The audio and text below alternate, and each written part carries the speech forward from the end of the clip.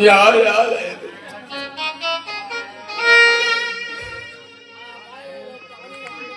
ಈ ನ್ಯಾಯಾಲಯಕ್ಕೆ ಅವನು ಅಧಿಪತಿಯಂತೆ.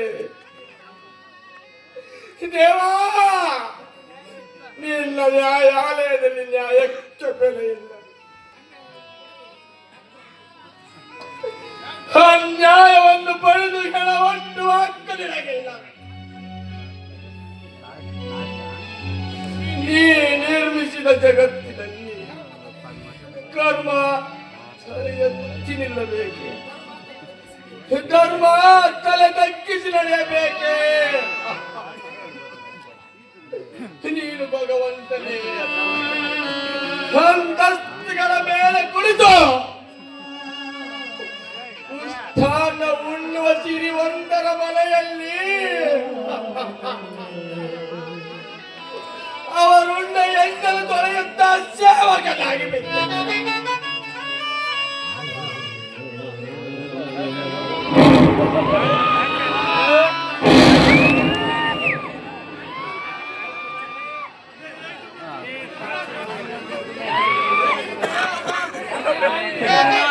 ನೀವು ಈ ರೀತಿ ಆಯುಷ ಮಾಡಿಕೆಬೇಡಿ.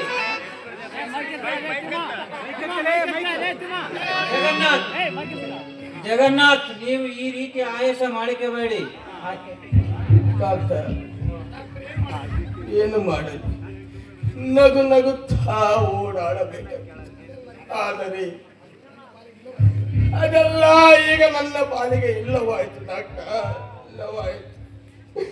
ನೋವು, ನಲಿವೋ, ನೆಮ್ಮದಿಯೇ ನನ್ನ ಎದೆಯಲ್ಲಿ ಭಕ್ತಿವಾಗಿದೆ doctor,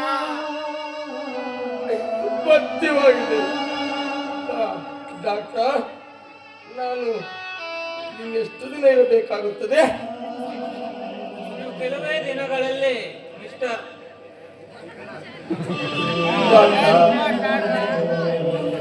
I am so sorry.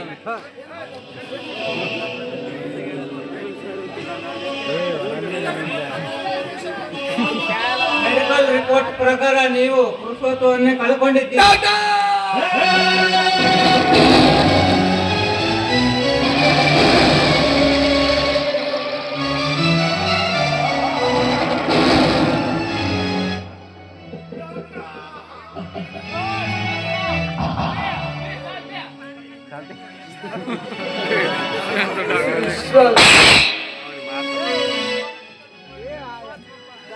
ಇನ್ನೆಲ್ಲಿಯ ವಿಶ್ರಾಂತಿ ಡಾಕ್ಟರ್? ಇನ್ನೆಲ್ಲಿಯ ವಿಶ್ರಾಂತಿ? ಶಾಂತಿಯೇ ಇಲ್ಲದ ಈ ಮನಕ್ಕೆ ವಿಶ್ರಾಂತಿ ಡಾಕ್ಟರ್. ನಾನು ನಡೆದಾಡುವ ದಾರಿ ನೂರಾದರೂ ಮುಟ್ಟಬೇಕೆಂದಿರುವ ಊರು ಒಂದು. ಈ ಜಗತ್ತಿನಲ್ಲಿ ಸಹಸ್ರಾರು ಹೆಣ್ಣುಗಳು ಹುಟ್ಟಿದರೂ ನಾ ಬಯಸಿ ಸತಿಯ ಸ್ಥಾನ ಕೊಡಬೇಕೆಂದು ಬಯಸಿದ ಹೆಣ್ಣು ಅದೇ ಅದೇ ಆ ಸಿರಿ ಹೃದಯದ ರಾಣಿ ಸುಮಿತ್ರ. ಸುಮಿತ್ರ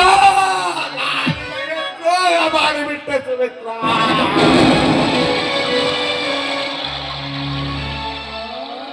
ನಿನಗೆ ದ್ರೋಹ ಮಾಡಿಬಿಟ್ಟೆ. ತಿಳಿಯಾದ ನಿನ್ನ ಹೃದಯ ಸರೋವರ ಪ್ರೇಮ ಎಂಬ ಕಲ್ಲನ್ನೆಸೆದು ಮತ್ಯಾರೂ ಕುಡಿಯಲು ಬಯಸದಂತೆ ವಿಷವನ್ನೇ ಸುರಿವಿದೆ. ಸುಮಿತ್ರ, ವಿಷವನ್ನೇ ಸುರಿವಿದೆ. ಯಾವ ಸುಮಿತ್ರಾಳನ್ನು ಕೈ ಹಿಡಿದು ಬಾಳು ಸಾಗಿಸಬೇಕೆಂದು ಬಣ್ಣ ಬಣ್ಣದ ಕನಸುಗಳನ್ನು ಕಟ್ಟಿದ್ದನ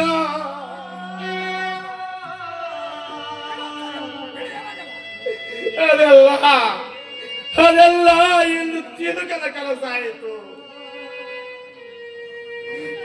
ಸುಮಿತ್ರ, ನೀನು ತೊಟ್ಟು ಕಳಚಿ ಕಸದಲ್ಲಿ ಬಿದ್ದ ಪುಷ್ಪವಾದ. ಇತ್ತ ಶಿವನ ಪೂಜೆಗೂ ಅವಾಗಲಿಲ್ಲ, ಆತ ಸ್ಮಶಾನದತ್ತವೂ ಸಾಗಲಿಲ್ಲ. ದೇವರ ಕ್ರೂರಿ ಸುಮಿತ್ರ, ದೇವರ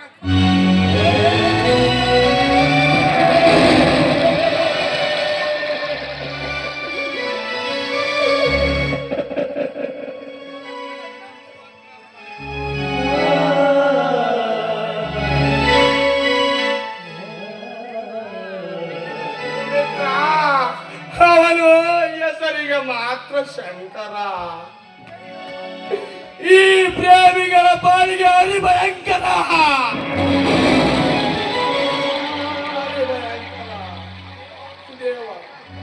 ಏ ದೇವ, ಈ ಜಗತ್ತಿನಲ್ಲಿ ನೀನಿರುವುದಾದರೆ ಪ್ರೀತಿ ಎಂಬ ಜೇನಿನ ಹೊಳೆಯಲ್ಲಿ ವಿಷವನ್ನೇಕೆ ಸುರಿದೆ.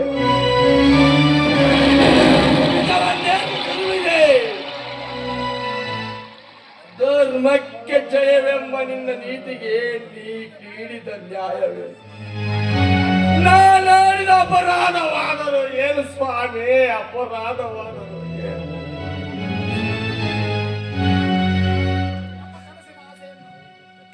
ನನ್ನ ಕನಸಿನ ಆಸೆಯನ್ನು ಬಿರುಗಾಳಿಗೆ ಒಟ್ಟಿ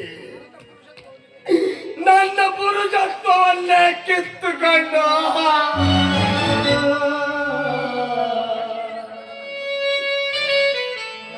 ಕಣ್ಣೀರಿನ ಕಡಲಿನಲ್ಲಿ ನನ್ನನ್ನು ಕೈ ಬಿಟ್ಟು ಕೇಗೆ ಆಗಿ ಚಪ್ಪಾಳೆ ತಟ್ಟು ನಗುತ್ತಿರುವೆಯ, ಚಪ್ಪಾಳೆ ತಟ್ಟು ನಗುತ್ತಿರುವೆಯ.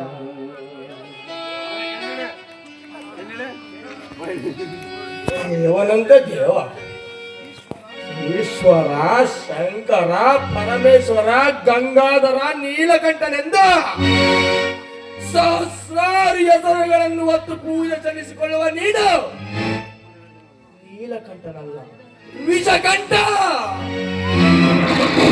ನೀನೊಬ್ಬ ವಿಷ ಜಂತು, ವಿಷ ಜಂತು.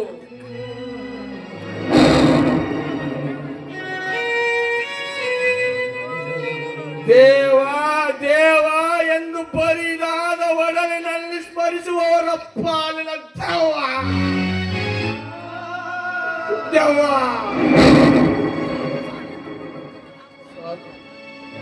ಸಾಕು ಸಾಕಿನ್ನು ಈ ಪ್ರಪಂಚದ ವ್ಯಾಮೋಹ. ಈ ಪ್ರಪಂಚದಲ್ಲಿ ಏನಾದರೂ ನಿನ್ನ ಸೊತ್ತಾಗಬಹುದು, ಆದರೆ ನೀ ರಚಿಸಿದ ಲಿಖಿತ ಮಾತ್ರ ಯಾರಪ್ಪನ ಮನೆ ಸೊತ್ತು, ಯಾರಪ್ಪನ ಮನೆ ಸೊತ್ತು.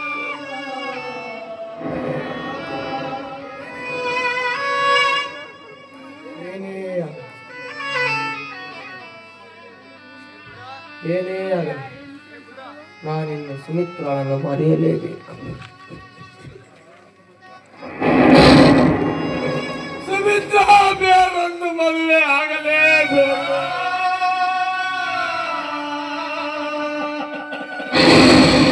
ಹೆಣ್ಣೆಂಬ ಬಳ್ಳಿಗೆ ಗಂಡೆಂಬ ಮರದ ಆಶಯ ಬೇಕೇ ಬೇಕು.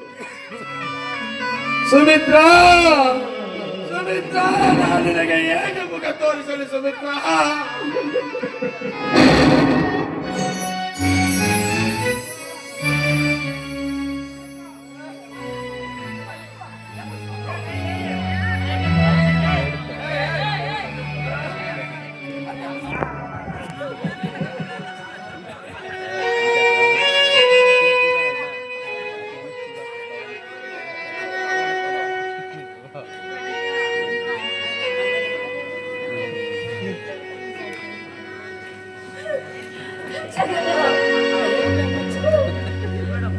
ಸ್ವಲ್ಪ ನಿಲ್ಲು,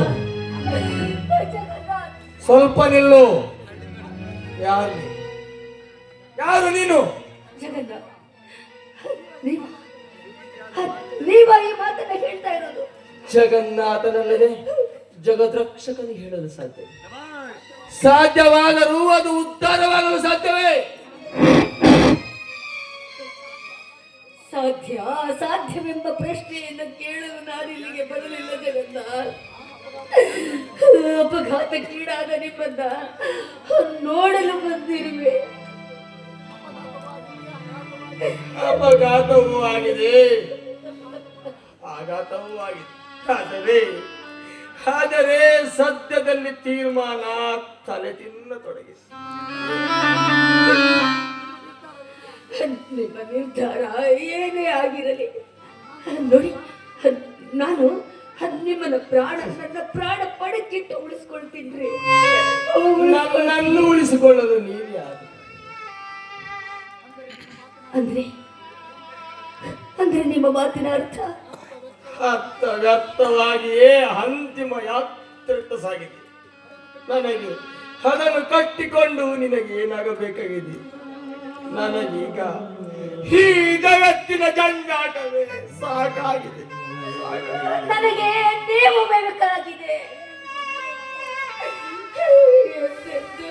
ನೀವು ನನ್ನವರು ಕಂಡ್ರೆ, ನೀವು ನನ್ನವರು. ಈ ಪುಷ್ಪ ನಿಮ್ಮ ಪದತಲಕ್ಕೆ ಮೀಸಲು ರೀ. ನೀ ನನ್ನ ಪದತಲಕ್ಕೆ ಮೀಸಲಾದರೂ ನಾನಿನ್ನ ಪಾಲಿಗೆ ದೇವರಲ್ಲ ಸಮುದ್ರ, ದೇವರಲ್ಲ. ಹೆಚ್ಚಿಗೆ ಮಾತನಾಡದೆ ನನಗೆ ತೊಂದರೆ ಕೊಡಬೇಕು. ದಯವಿಟ್ಟು ಇಲ್ಲಿಂದ ಕಣ್ಮರೆ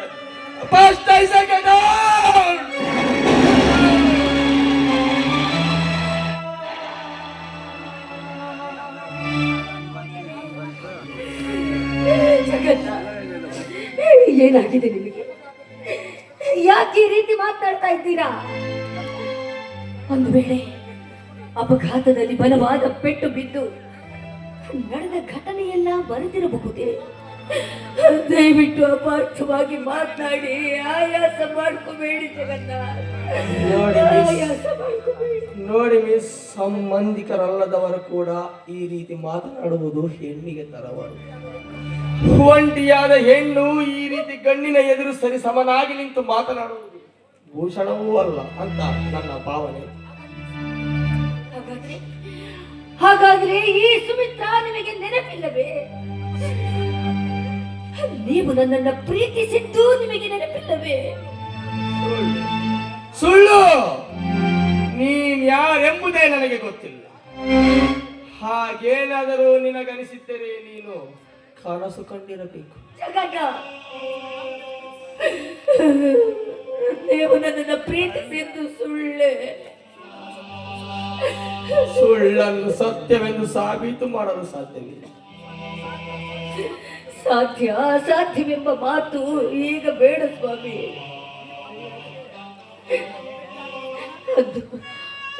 ಅಂದು ನನಗಾಗಿ ಕಟ್ಟಿ ಹಾಡಿದ ಕವನ ರಚಿಸುವವನು ಕವಿ. ಅದರ ತಿರುಳನ್ನೇ ಅಳಿಯದ ನಾನೊಬ್ಬ ದೈವಹೀನ.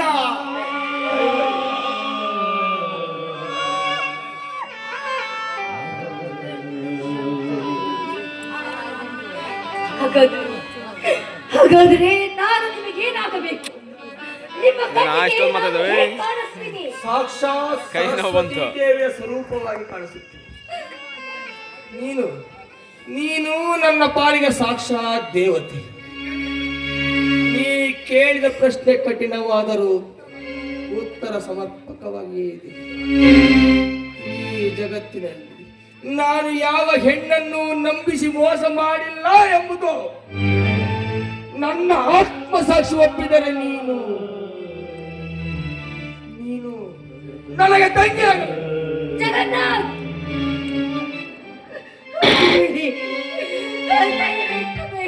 ದಯವಿಟ್ಟು ಬೇಡಿ.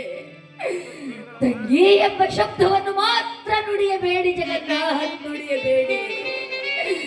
ಆ ಶಬ್ದಕ್ಕೆ ನಾನು ಅರ್ಹಳಲ್ಲ. ನಾನು ಜಗದೀಶನಿಗೆ ಮಾತ್ರ ತಂಗಿ, ಜಗನ್ನಾಥನಿಗೆ ಅರ್ಧಾಂಗಿ.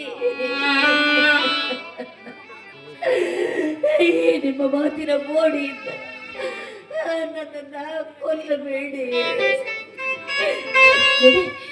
ನಿಮಗೆ ನನ್ನ ಮೇಲೆ ಅಷ್ಟೊಂದು ಕೋಪವಿದ್ರೆ ಇದು ನಿಮ್ಮ ಕೈಯಾರೆ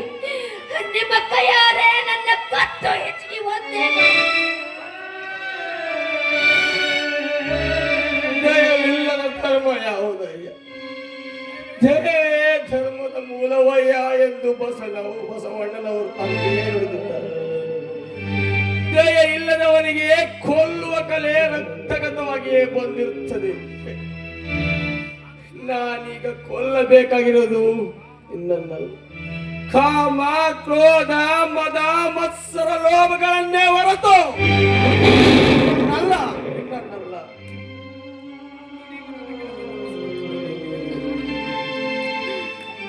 ಅಂದು ನನ್ನ ಗೆಳತಿ ತಪ್ಪಿಸಿಕೊಂಡಿದ್ದಾಳೆ. ಹುಡುಕಿ ಕೊಡುವಿರಾ ಎಂದು ಕೇಳಿದ ಕವನ ನೋಡಿ ಮಿಸ್, ನನ್ನ ಗೆಳತಿ ತಪ್ಪಿಸಿಕೊಂಡಿದ್ದಾಳೆ ನಿಜ. ಆದರೆ ಅದನ್ನೇ ಮತ್ತೆ ಮತ್ತೆ ನೆನಪಿಗೆ ತಂದು ನನ್ನ ಹೃದಯ ವೇದನೆಗೆ ಎಡಬಹುತ್ತಿರುವೆ ನೀವು. ಆ ಗೆಳತಿಯೇ ನಾನು ರೇ. ನಿಮಗಾಗಿ ನಾನೇನು ಮಾಡಲಿ? ವಸಂತ ಮಾಸದಲ್ಲಿ ಕೋಗಿಲಿಯಂತೆ ಹಾಡಲೆ, ಅಥವಾ ಮಳೆ ಕಂಡ ಮಯೂರಿಯಂತೆ ನರ್ತಿಸಲೆ? ಎಲ್ಲದಕ್ಕೂ ಕಾಲ ಹೊಂದಿರುತ್ತದೆ ಸುಮಿತ್ರ. ಎಲ್ಲ ಕಾಲದಲ್ಲಿಯೂ ಕೋಗಿಲೆ ಆಡುವುದಿಲ್ಲ, ಮಯೂರ ಪ್ರತಿದಿನವೂ ನರ್ತಿಸುವುದಿಲ್ಲ. ಕೋಗಿಲೆ ತಾನು ಆಡುವ ದಿನಗಳಿಂದ ಕಳೆದುಕೊಂಡಿದೆ, ಮಯೂರ ತಾನು ನರ್ತಿಸುವ ದಿನಗಳನ್ನು ವಂಚಿತವಾಗಿದೆ. ಆದರೆ ಎನ್ನಾಗ ನೀನು ಈ ರೀತಿ ಹುಚ್ಚಿ ಅಂತ ಮಾತನಾಡುವುದು ತರವಲ್ಲ ಅಂತ ನನ್ನ ಭಾವನೆ. ಭಾವನೆಗಳು ಒಡಲಾಳದಲ್ಲಿ ನೂರಾರು ಮನೆ ಮಾಡಿಕೊಂಡಿರುತ್ತೆ. ನೋಡಿ, ನೀವೀಗ ಏನೇ ಮಾತನಾಡಿದ್ರು ನಾನು ಸಹಿಸಿಕೊಳ್ತೀನಿ. ಆದ್ರೆ ನೀವು ನನ್ನಿಂದ ಏನೋ ಮುಚ್ಚಿಡ್ತಾ ಇದ್ದೀರಾ. ಅದೇನು ಅಂತ ನನಗೆ ಗೊತ್ತಾಗ್ಲೇಬೇಕು. ಹೇಳಿ, ಅದೇನು ಅಂತ ನನ್ನಾಡೆ ಮಾಡಿ ಹೇಳಿ. ಸುಮಿತ್ರ, ನಿನ್ನ ಪ್ರೀತಿ ನನ್ನ ಹೃದಯ ಸ್ಥಳದಲ್ಲಿ ಬೇರೂರಿನ ಸುಮಿತ್ರ.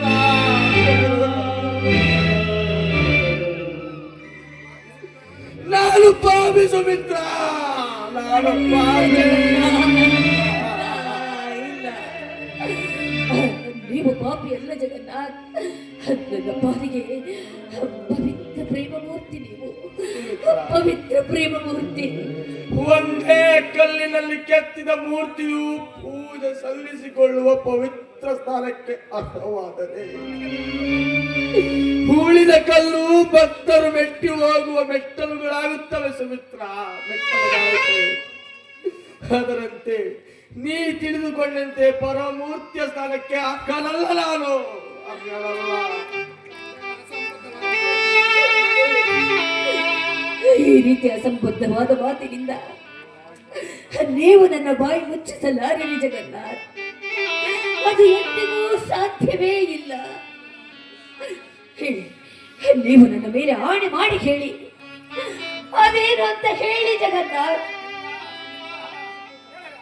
ಸುಮಿತ್ರ, ನಾನು ನಿನ್ನ ಪ್ರೀತಿಸಿದ್ದು ಸತ್ಯ,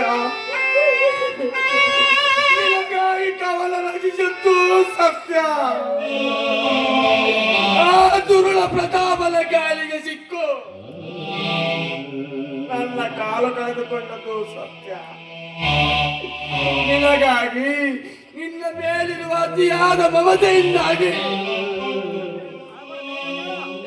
ನಿನ್ನ ಮದುವೆ ಬೇರೊಬ್ಬರೊಂದಿಗೆ ನಡೆಯಲಿ ಎಂದು ಸತ್ಯ ಸುಮಿತ್ರ.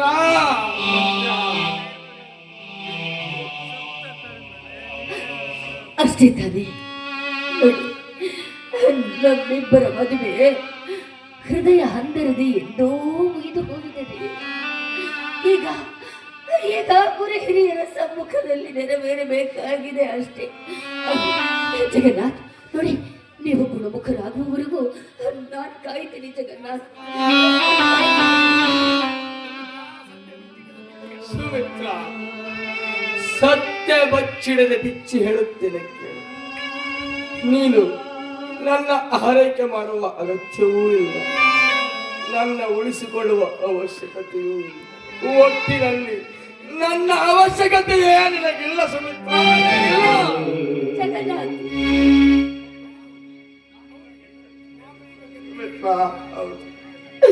ಹೌದು, ನಾನೀಗ ಗೆದ್ದಲು ಹಿಡಿದ ಮರ ಸುಮಿತ್ರ, ಗೆದ್ದಲು ಹಿಡಿದ ಮರ. ಅಂದರೆ ನಿಮ್ಮ ಮಾತಿನ ಅರ್ಥ? ಸುಮಿತ್ರ, ಸತ್ಯವನ್ನೇ ಹೇಳುತ್ತೆ. ಆ ದೇವರು ನನ್ನ ಪುರುಷತ್ವವನ್ನು ಗೆದ್ದುಕೊಂಡು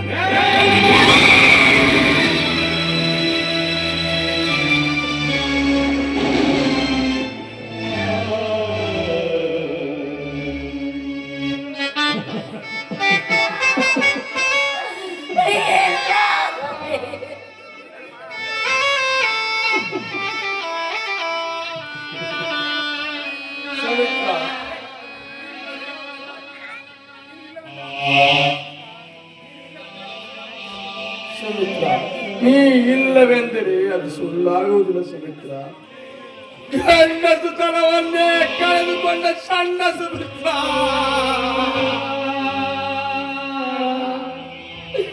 ನನ್ನನ್ನು ಕಟ್ಟಿಕೊಂಡು ನೀನು ಮಾಡುವುದಾದರೂ ಏನು ಸುಮಿತ್ರ? ಆಗ್ಲಿ 1 ಗಂಟೆ 3 ಗಂಟೆ ಆಗಲಿ 40 ಸಾವಿರ ಮೊಬೈಲ್ ಯಾಕೆ ಯಾವಾಗ ನೋಡ್ಬೇಕು ಅವೆಲ್ಲ? ಯಾವಾಗ ನೋಡ್ಬೇಕು? ನಮ್ಮ ಅಣ್ಣಗೆ ಹಾಕ ಅಷ್ಟೇ, ನಾನು ನೋಡಲ್ಲ. ನಮ್ಮ ಅಣ್ಣಗೆ ಹಾಕಿ ಡಿಲೇಟ್ ಮಾಡ್ತೀವಿ ಅಷ್ಟೇ. ಇಲ್ಲ, ನೀನೇ ಜಗತ್ತಿನಲ್ಲಿ ಇಲ್ಲ, ನೀನೇ ಜಗತ್ತಿನಲ್ಲೇ ಇಲ್ಲ. ನೀನಿರುವುದು ಸತ್ಯವಾಗಿದ್ದರೆ ನನ್ನ ಬಾಳಿ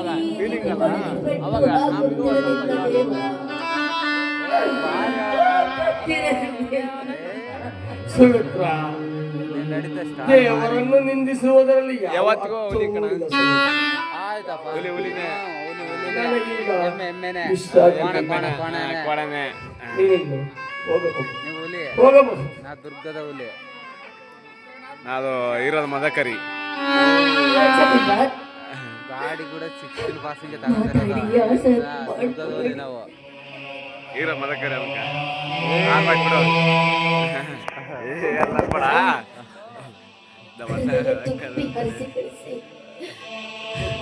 ತೆಗೆಯ ನಮಗೆ ಹೃದಯ ತುಂಬಿ ಹರಿಸಿ ಕಳಿಸಿ